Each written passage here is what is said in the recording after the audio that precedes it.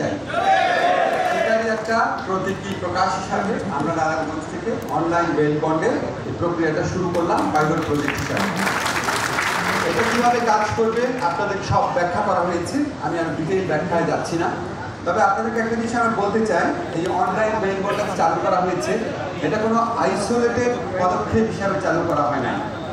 আমরা বিচার বিভাগে আইন ও বিচার মন্ত্রণালয়ের পক্ষ থেকে যে সংস্কারগুলো আনছি, সেটার মূল লক্ষ্যই হচ্ছে বিচারের সময় কমানো, বিচার প্রার্থী মানুষের ভোগান্তি হ্রাস করা, তার খরচের সাশ্রয় করা এবং ন্যায় বিচার নিশ্চিত করা।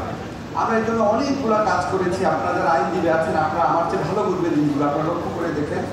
আমরা সিআরপিসি, সিপিসিতে অ্যামেন্ডমেন্ট করেছি।